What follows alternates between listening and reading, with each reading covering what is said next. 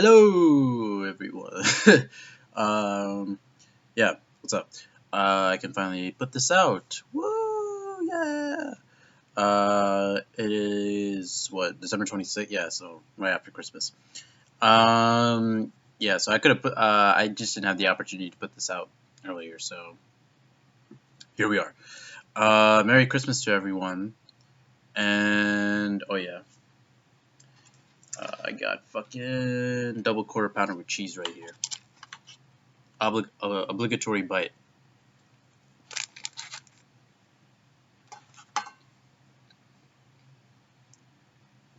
Alright, anyway. Let's talk about this fucking episode. So, yeah. It's probably what you expected. Oh shit. I don't know how the fuck I spit that shit out. Oh my god.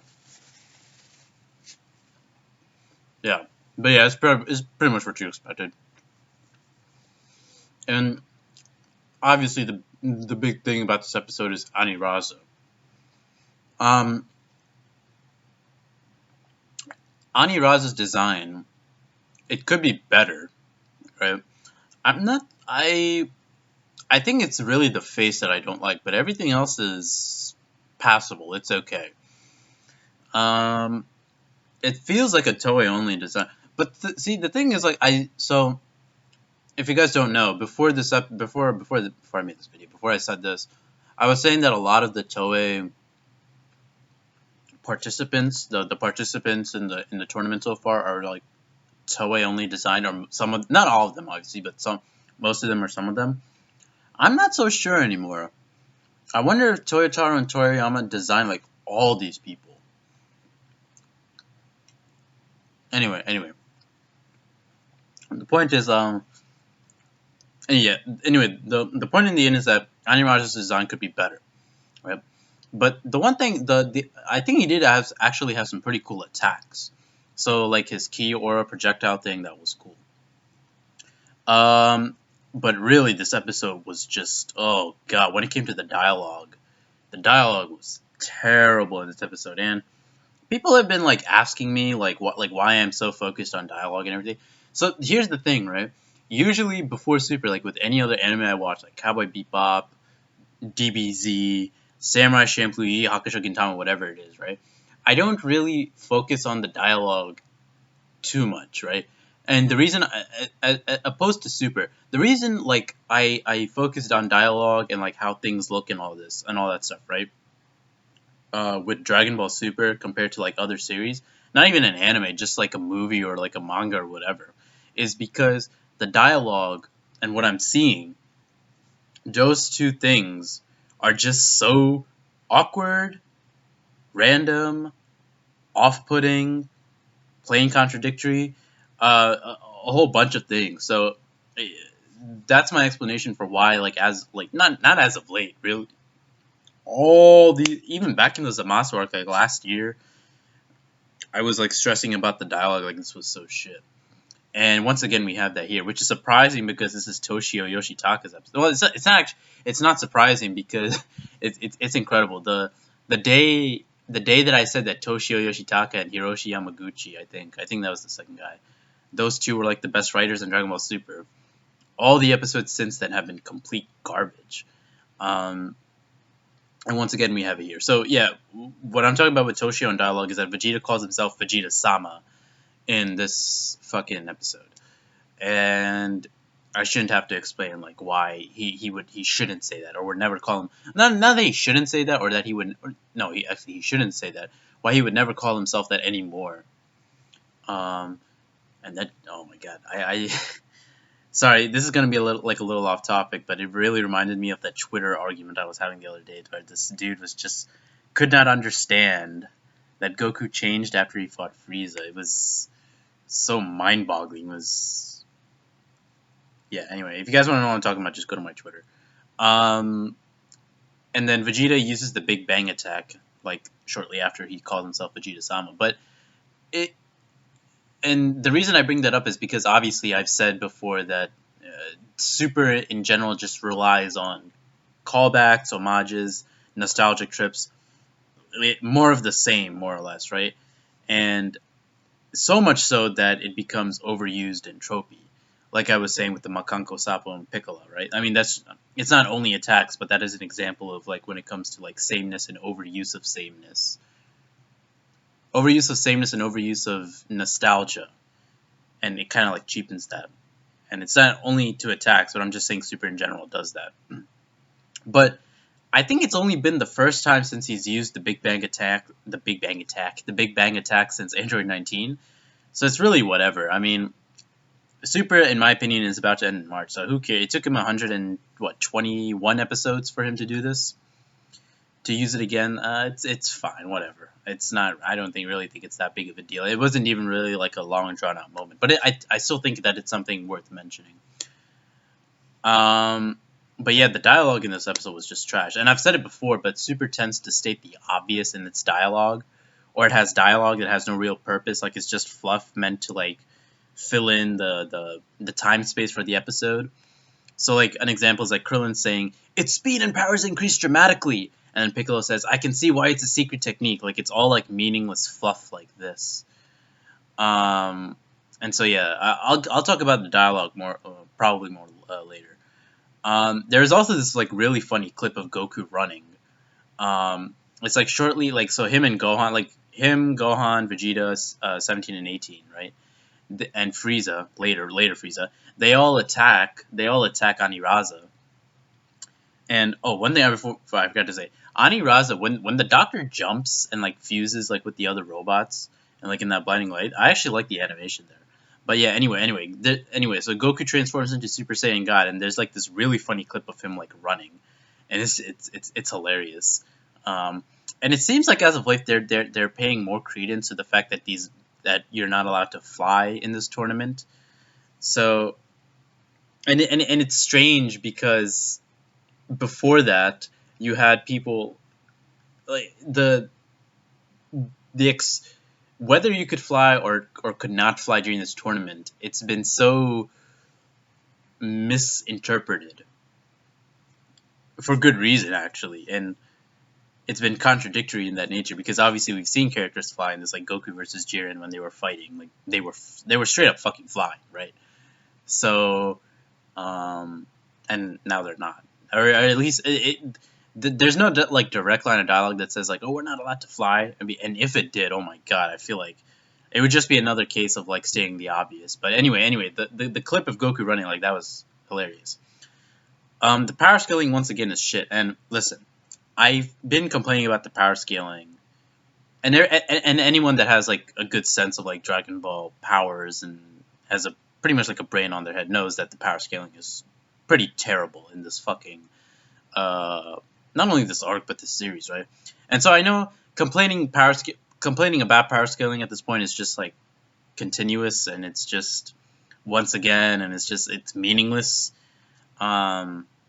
It's meaningless because like it's saying the obvious, like, yes, the power scaling is shit, but I mean it's still something that happens. It's still something that I gotta like point out in the episode. And again, Goku's using fucking Super Saiyan God of all things to fight Aniraza. And it's incredible to me that Goku has to use a fucking god form against these no-name people. I mean, Jiren I can understand, even Toppo, since he's a god of destruction candidate, but fucking like Dispo and this Aniraza dude who looks like a fucking like the problem is like even when it comes to the power scaling, how a character looks or how shoddily a character looks is like that can lend itself to like how seriously you take a fight. Like, I mean, who knows? Maybe Aniraza is like fucking Boo level, right? Or above Boo level. Maybe this dude fought an opponent on the level of Boo in universe, you know. And even then, we don't really. I mean, even then, we don't really. Actually, no. We probably do need backstory to come to grips in terms of like how the fuck Goku's using a god form against this dude. But you know, it's just like, god damn, like look at Boo, for example, like Fat Boo, right? That dude does not look strong at all, right? He doesn't look like a strong character. But evidently he made Goku use Super Saiyan 3, and Super Saiyan 3 Goku was stronger than him in the end, obviously, right? Back in the Boo arc. But Boo, even though he doesn't look strong, he doesn't look shoddily created and shoddily made. Aniraza does. Like, a lot of these Tournament of Power characters do, and that's why I say, like, either it's Toyotaro or Toei just, like, shitting out, like, fucking, you know, even the Gods of Destruction and the Kaioshins. Anyway, so yeah, Goku using Super Saiyan God and running, like, that was just funny as fuck. Aniraza also has this weird ability, right? Not a weird ability, but they make the point to say that he has the ability to locate 5 people at once, and it's such a, again, Super once again introduces like a very dumb ability, right? What kind of dumb ability is this when characters like Raditz and Broly, even though he's non-canon, we're dealing with attacks from multiple people at once? Like, Broly fought Goku, Vegeta, Piccolo, Trunks, and Gohan all at once, right? Raditz fought Goku and Piccolo at once. Ginyu was fighting Goku, or not Goku, Gohan, Krillin, and Vegeta. At least Gohan and Krillin at once, and he was losing that. But still, the thing is, like, this like, it's such a, like, this is what I mean when I say, like, Super just is like trash when it comes to, like, fighting in general, because, you know, Super Android 13, another non-canon example, but Goku Black dealt with Goku, Vegeta, and Trunks all at the fucking same time. So why is this ability to locate 5 people at once, like, why is it even being used as a plot device? I mean, fine, 17 later says that, you know, they don't have ki, and 17 and 18 they don't have at least sensible ki, but I'm supposed to believe ultrasonic waves are viable in a fight with people that can blow up planets and can move faster than the speed of light, and that can, like, you know what I mean? This is exactly what I mean when I say, like, stupid shit like Magetta's heat, like, affecting Vegeta, and fucking, what else is there? Majikayo, and, you know, like, all these dumb abilities, like, these are like One Piece, Naruto, Fairy Tail, like, abilities, right? Elemental powers and all this shit, right? But shit like this, locating because ultrasonic, like, get the fuck out of here. And, I mean, to be fair, Aniraza, he's not like a regular human. Evidently, he's pretty strong. Somehow, through the power of bullshit, he later challenges Super Saiyan Blue Goku and Super Saiyan Vegeta, Blue Vegeta, and Golden Frieza. So, you know, through the power of bullshit, but it's still like, what the fuck? Ultrasonic waves, really? That's what you got? Another cool callback was the Janemba War Punch. That was kind of cool to see again. I always thought that was a good enough power to use in Dragon Ball. I feel like the ability to, like, go, like, what the fuck is this? Got, like, hair stuck here. The ability to, like, manipulate space it's all right. I mean, if Hit and Whis can manipulate time, then I can believe manipulating space like that can also work. So yeah, I thought that was cool. Then there was the moment where Frieza saves Goku and kicks him back in. There's, like, this really funny thing. Like, everyone is so shocked that Frieza kicked Goku. Like, there's, like, these cuts of, like, everyone being shocked and reacting to Frieza kicking Goku back in. Like, what the fuck? This dude. Why? Oh my god! Listen. It's so late in the fucking tournament already. All these reactions of shock and distrust and whatever should have been expressed at the start, which it was.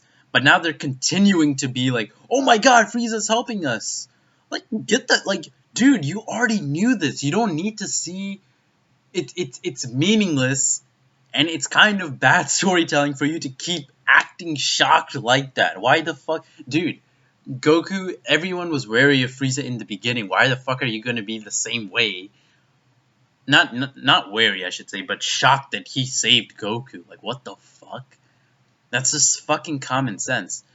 And then fucking Goku thanks Frieza for kicking him, which, again, Super just likes to, like, fucking, like, cuckify his characters. Goku, Krillin, Gohan, right? Like, all these characters are getting their balls cut off, like, in some respect, right? Even Trunks and Vegeta and yeah, I would. Well, no, actually, no. Vegeta, when it comes to, like, the childlike moments, I feel like Vegeta, like, they've handled him, like, pretty well, right? But, like, Goku, Gohan, Krillin, even Piccolo, to some respect, they've all kind of been, like, had, like, their nuts chopped off. Beerus, even. So, Goku thanking Frieza for kicking him is just, like, I'm like this beta bitch. The correct response should have had Goku be annoyed that he was kicked to begin with, right? That should have been, like, the correct reaction and response. Though he does say it barely tickles, right? He does say that the kick barely tickles, but once again, Super is terrible at showing this. So this is another problem. Like I always say, like this is another problem with Super. Like the problems keep like mounting. But again, if okay, I'm gonna try and recreate like the best Goku like scream and like painful scream that I can, right? Like here I go, wah, right? Or like fucking Waluigi or some shit, right? But okay, so think of Nozawa like grunting and screaming in pain or some shit, right? Like wah, like that or some shit, right? If I hear that, I'm not gonna think that this dude just barely got like hurt, right? If Goku gets barely hurt, or Gohan or Goten, if they take an attack that barely tickles them, as Goku says, then what I should hear is like or like like something that expresses that. Instead he goes like wah, like he got like fucking like punched in the gut or some shit. And so like this is another thing that I hate that Super does. Completely, I don't even know if this is the right word, but actually no, I think it is the right word. Overly expressive. There's such things as like tones, right? There's such thing as various degrees of like pain and happiness and cheerfulness, whatever it is. And Super just does not seem to get that. Actually, you know what? That's the thing about shonen anime nowadays since 2009, I would say, even with One Piece, Naruto, like they don't know how to like properly like gauge or emote properly. And that was a good thing about Dragon Ball Z Yu Yu Hakusho, which there were various like ranges of like how high or how low they would go with like their happiness or their sadness or whether they were in pain. And yeah, anyway, I'm just going off on a tangent there, but yeah, Goku kicking Frieza or Frieza kicking Goku, trash. Then Goku has to ask Frieza for help. Hey, can you help us? Like what the fuck? Like you don't have to ask that. Frieza's gonna, dude. Frieza is smart enough to want to help on his own. So Goku asking Frieza for help, that was trash. Then there's this whole thing about, and this is just like a clusterfuck of shit, right? Aniraza starts trying to like grab people and like eat them, right? Which he does to 18, or almost does to 18. Goku's saying it's not a punch as if that changes anything, right? That's really bad. Like there's like this slap coming, right? There's like this blow coming, and then Goku says like it's not a punch, as though that's supposed to mean something. Now, obviously, like Aniraza is trying to grab them and eat them, but what purpose does that serve? What's the difference between swallowing them and punching them out of the fucking ring? And Whis does say like, oh, he's trying to swallow them and like contain them in his belly, like Baby Vegeta and Majub in GT. But that's just like it. Like what? Where is the distinction? Like what's the point of that distinction? The distinction between that is like saying like this book on my shelf is black and this one is green. Like it's meaningless, useless information and tactics. Like who gives a fuck? It's like if Aniraza was like kicking Goku and he goes like, oh, it's not a punch, it's a kick. Like that doesn't change anything, motherfucker. And the other thing is that Aniraza eating 18, no one is going to comment how Aniraza eating 18 is the same as killing her. Now, I did say Majub and Baby Vegeta, but let's face it, I'm pretty sure they weren't thinking about that shit. Like, 18 is gonna be, like, fucking, like, not being digested by, like, his stomach juices or whatever. But, yeah, so that was complete trash. Like, I don't know how anyone was, like, no one thought that was weird. And Goku does save her, which, by the way, I actually like that moment.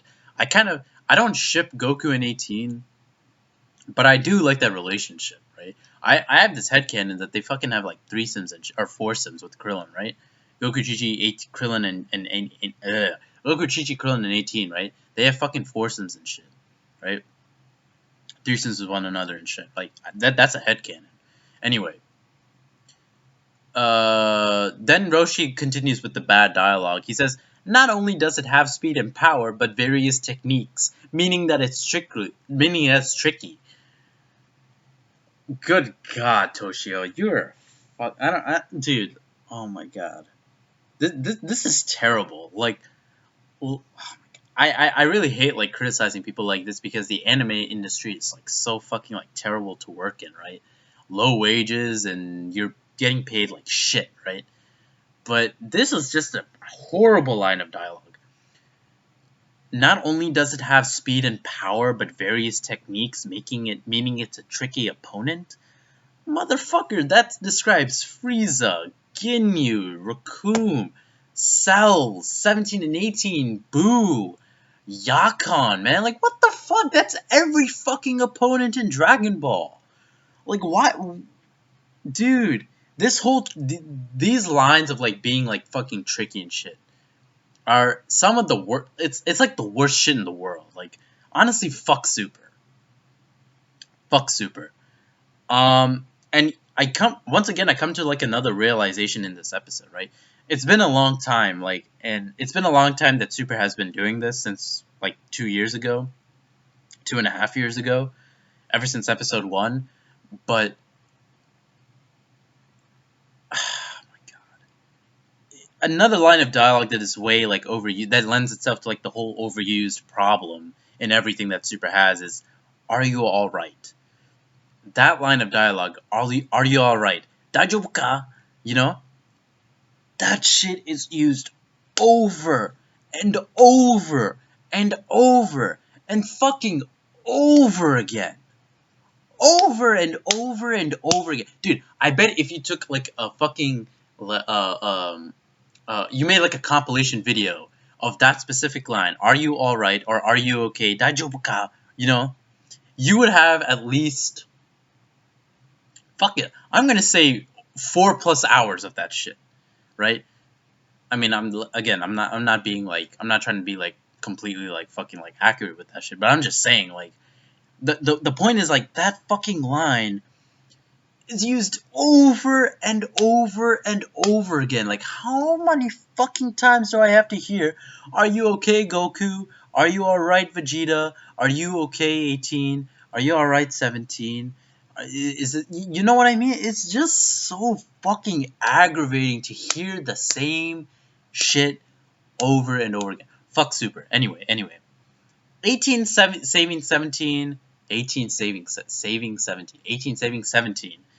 That wasn't the worst thing in the world, since 17 is most likely stronger than 18 at this point. I think there was like a line in the original manga, or it might have been like one of the data books or guidebooks, that 17 I think was set to be like a little stronger than 18. But then again, the garbage dialogue. You like sappy human stuff like this? What the fuck was that? Like, here's the thing, like, 18 saves 17, then says, "You like sappy human stuff like this?" It was just so random. Like, what the fuck? Like, what compels 18 to say this? Like, I see, dude, the power of Christ fucking compels you or some shit, right? What the fuck was that? You like sappy human stuff like this? What the fuck? Dude, this... I know it's like an alternate future version, but this is the same motherfucker that was going to, like, shoot an old man's face off before Trunks kills him. So, I'm just thinking to myself, like, what the fuck? When has he ever shown to have liked sappy human stuff like this? Like, what the fuck? It's not even that sappy to begin with. 18 is not dying. It's not this fucking emotional moment. He's not getting married, right? It's not. It's like, what? This is like, what is that? What is that? What the fuck is that? Yeah, and then Krillin. This isn't really like a big problem here, but like Krillin has like this really like very like out of left field line of dialogue where he, like after 18 drops out, he's like 17. He's like do your best, brother-in-law. Like, what the fuck? It's like, what? This dude has been calling him 17 this entire arc, right? And then all of a sudden he decides to say brother-in-law? Like, what the fuck? It's like, it's Toshio trying to force, like, I don't know, like this familial feel with the characters. And it's just like, it's forced as shit. I'm not buying it. It's trash. Aniraza's wings, those were dope. But they were dope in the sense that it looked cool. Actually, I think he looks better with the wings than he does without them. So I feel like they should have just added that from the get go, because why wait for him to use it? I don't get like why Aniraza waited, or why Toshio had Aniraza wait to use that to grow wings and fly, and use like his fucking Frieza, Beerus, Kula, Supernova attack. Yeah, but and again, power scaling is meaningless, but for everyone to power up to their max, minus Ultra Instinct and Kaioken Super Saiyan Blue combination, it's just so unbelievable. And that's the thing about power scaling and bad writing. If something is unbelievable, then, and not unbelievable in the sense that like, oh, it's so shocking or something. Unbelievable that you try to make sense of something and it still doesn't make sense in that sense. Like, for instance, Yajirobe beating Super Saiyan Blue Goku. That would be bad writing because it's unbelievable. Even with an explanation, it's a people are so like caught up with this whole like, people want an explanation and it's bad, and there's no explanation and it's bad. So what do you want? Like, I've been seeing that tweet fly around, and that is just such a fucking dumb thing to say, right? You can have an explanation. For instance, if Neil deGrasse Tyson, right, came into fucking Dragon Ball Super, right, and let's say Toriyama had him eat a pizza, and because he ate pizza, he was able to like fucking rip off Vegeta's head as a Super Saiyan 2 with nothing but his pinky, right? And like the reasoning was that because he ate pizza, right? Yeah, that's shit writing. There's an explanation for why he was able to do that, but it's unbelievable, right? So, anyway, like I'm going like way like all these tangents, right? But fuck it, honestly, it's like fuck Dragon Ball fans, really. But yeah, so like everyone goes like Super Saiyan Blue and Golden Frieza and Ultimate Gohan and 17. They all like power up and shit. And then like Aniraza somehow is like fucking like withstanding their shit, which again, like I said, is completely unbelievable, right? And so power scaling is shit, super is shit, the writing's shit. But 17 just does some like what the fuck hero Jesus shit, right? He uses his barrier technique, which is also overused, right? He's used the barrier like 5-10 times at least in this fucking arc. Maybe more than that, considering his fight with Goku in the recruitment episode. But he used his overused barrier technique to go through Aniraza's attack, right? An attack that was competing with Super Saiyan Blue and Golden Frieza, right? It was competing with those 3 fucking people, Ultimate Gohan as well. He goes through that, punches the reactor, and then has fucking electricity damage him. I mean, it is voltage. It's not like fucking natural electricity or electricity from like a computer or some shit. It is voltage from a guy who's somehow powerful through the power of bullshit. But still, for him to be like affected by electricity gives off the false perception that he is a robot, when the distinction is made in the original Dragon Ball manga that this dude is not a fucking robot. I guarantee you, like, he only got hit with electricity because he was a fucking, like, android and a fucking robot. And not that it's a big problem, right? But, he defeats Aniraza with that. And not that it's a big problem, and not that it's, like, something that should be, like a point should be taken away. But we don't actually see the robots go out of bounds before Zeno like blackens their picks out. Yeah, and I'll talk about the reactor like in a couple seconds. But yeah, so Universe 3 is erased in the end. Thank God. Like they were such like Universe 3 and 4 are just like fucking like meaningless like motherfuckers. Like they don't do shit, right? Which is a shame because Catello could have been. I felt like he was going to be like an awesome character, and he wasn't. He was just there to be killed. It's a meaningless character. I'll actually talk about this like in my whole when I do like the entire arc review. But yeah, anyway, Universe 3 is fucking erased, and Mule. So there's this guy inside Moscow. Yeah, and he's called Mule. So if you guys don't know the pun, it's Moscow Mule, which is like this alcoholic drink. There's this guy called Mule inside Moscow, and so Moscow is basically just like a robot. The design for Mule isn't really that good, like Moscow, but it begs the question, why was he communicating through beeps and blips? All the other robots could talk in English/Japanese perfectly, so I don't understand like why Mule had to communicate with Moscow through like beeps and shit. Like what the fuck? Just say it out loud. As for Mule's design himself, very bad. Very bad. I mean, you can. I mean, again, like simple designs. When Toriyama does them are great. This simple design is just trash. It looks like fucking trash. He looks like a reject like Shisami. It's just so bad. It's terrible. And honestly, look like shit. Yeah. Vegeta had like a line that made me chuckle. You stole the spotlight. That was kind of funny to 17. Then Android 17, like he has this line about like knowing it was the reactor by instinct. It's such a like I was saying before. It's such a drab way to imply his robotic sense, which he isn't, by the way, right? Since all he's outfitted with is an artificial key generator, right? It's such a drab way to imply that his robotic sense means anything. So, yeah, that was trash. So yeah, the episode was pretty bad overall. Terrible episode, but you know, we got some shit out of it. And yeah, that's basically the episode. Now we're down to somehow in the preview, Vegeta is doing well against Jiren. But the thing is, also Goku's like blocking Jiren's like attacks while supposedly fucking exhausted somehow. Like they're nothing. So I'm thinking about like what it's gonna be now. So I think Gohan and Frieza might fight Toppo, and then 17 might take care of Dispo. Yeah, 17's been killing it. If there's one thing that this arc has done good, it's just like making 17 a boss. But the problem is, like with 17, like I'd rather see him be a boss against like powerful people, say like Hit or like, you know, people that we can take seriously, rather than some no-name one like shoddily created one shot like fodder bitch like Kakunsa or something. Like 17 versus Kakunsa was not cool. That was not cool. I'm sorry. That was not cool. That's not cool. Look at 17 in the Androids arc, then look at the Kakunsa fight and tell me that 17 is cool. That was not cool.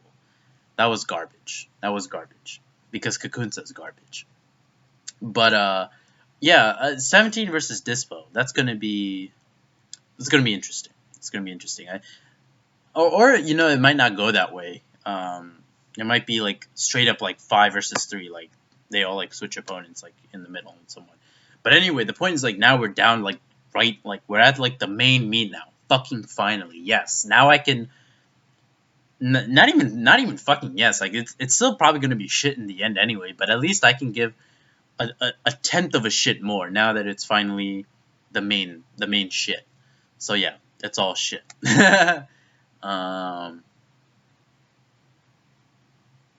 Yeah, I mean that's basically all I gotta say.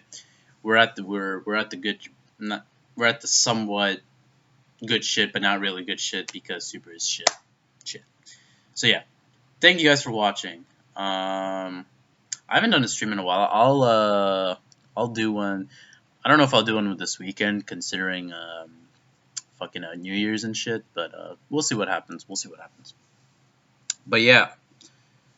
Quarter pounder with cheese. Thank you guys for watching, and yeah, I'll see you guys in later. I'll actually do a video on Fist of the Blue Sky too. Oh my god. Yeah. Anyway, thank you guys for watching. Take it easy.